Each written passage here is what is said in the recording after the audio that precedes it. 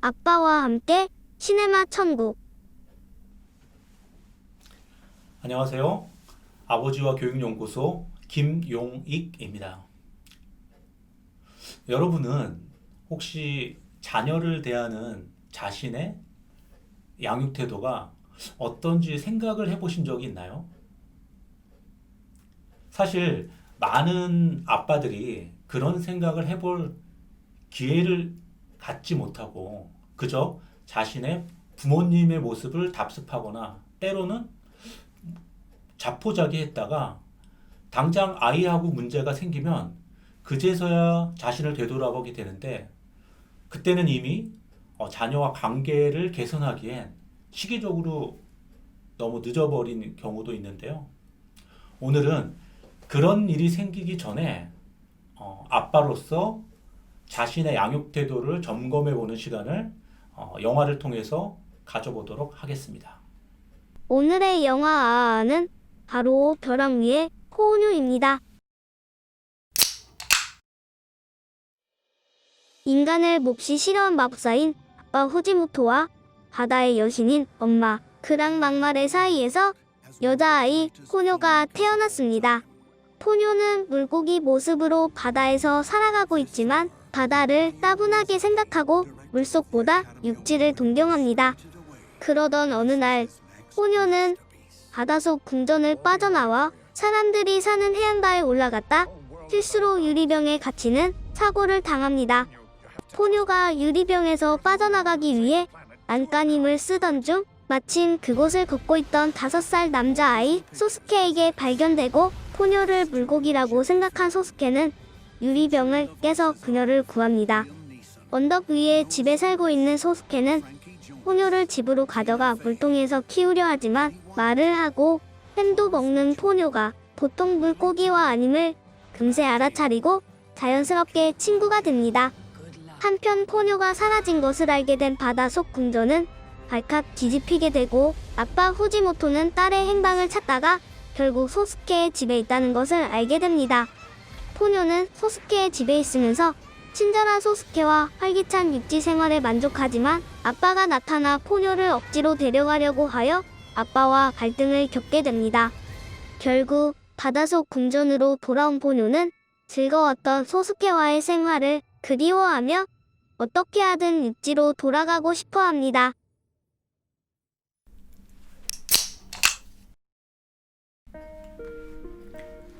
포뇨의 아빠 후지모토는 아이를 끔찍히 걱정하고 사랑합니다.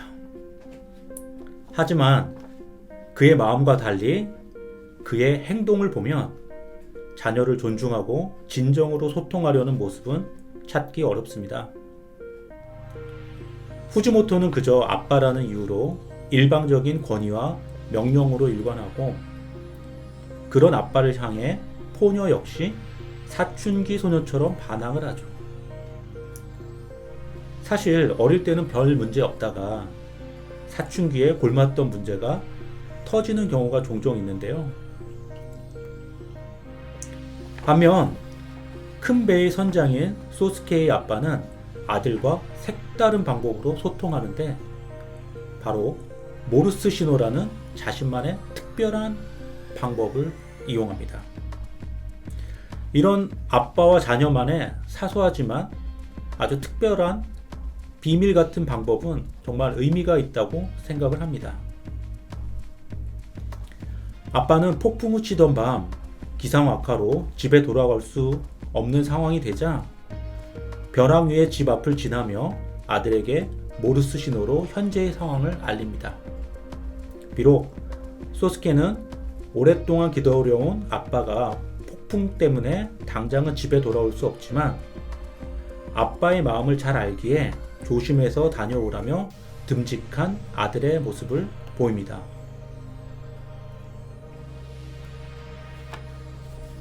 탁병훈 박사는 그의 저서에서 가족들과 끊임없이 성공하고 또 실패했던 소통의 방법을 다음과 같이 정리했는데요.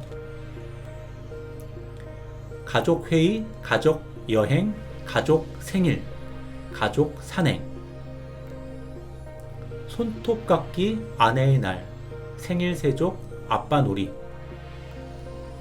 아빠요리, 가족 SNS, 가족운동, 가족 워크샵, 가족 독서, 용돈 플랜, 가족 식사 등 셀 수 없을 정도로 많이 있습니다.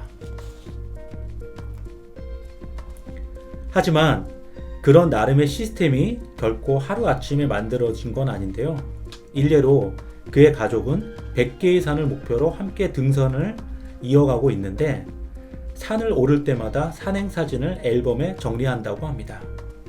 그는 나중에 딸과 아들이 장성해서 결혼할 배우자를 데려오면 자녀의 배우자들에게 사진첩을 주겠다고 합니다. 자녀와 결혼할 사람에게 굳이 자신의 가족에 대해 설명하지 않아도 사진첩을 보면 자연스럽게 가족의 역사와 관계를 이해하게 될 것이라고 말합니다. 그는 아이들이 나이가 들어 사춘기를 지나 청소년이 되고 성인으로 성장해도 가족으로서 끈끈함은 여전히 여전할 것이라고 자신합니다. 그는 분명 자녀를 애정적으로 대하지만 아이들과 다양한 방식으로 소통하며 소소한 가족의 일상을 특유의 응집력으로 시스템적으로 만들기 위해 끊임없이 아이들을 설득하고 함께하는 수고를 결코 아끼지 않았습니다.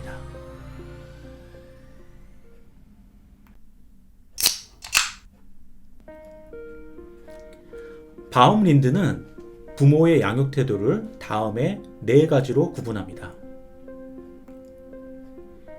첫째, 권위 있는 부모로 요구도 하고 반응적이기도 하면서 자녀에 대해 높은 기준을 가지는 동시에 훈육에 있어서도 지원적입니다. 둘째는 독재적, 권위적인 부모인데요. 요구는 많지만 반응적이지 않고 자녀에게 광범위한 일련의 규율을 순종하기를 강요합니다. 이런 양육 태도는 예전에는 많이 있었지만 지금은 조금씩 줄어드는 양육 태도라고 할 수 있겠죠. 셋째, 허용적이고 관대한 부모인데요.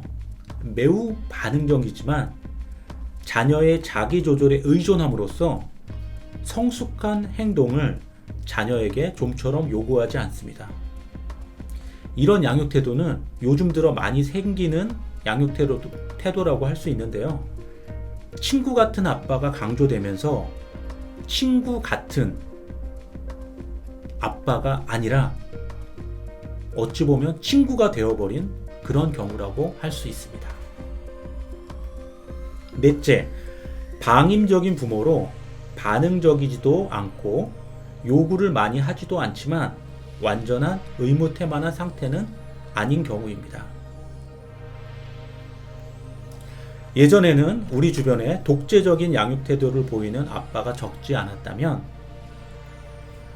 최근에는 자녀에 대한 애정이 크고 자율성을 존중하지만 훈육이 부족한 허용적인 태도의 아빠가 늘어나고 있다고 합니다.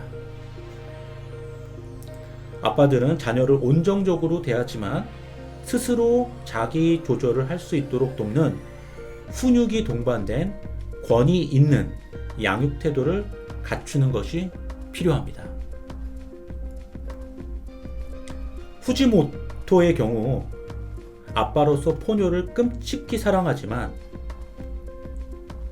포뇨의 의견을 유연하게 수용하지 못해 결국 극단적인 의견 대립을 일으키는 독재적 양육 태도를 가졌다고 할 수 있겠죠.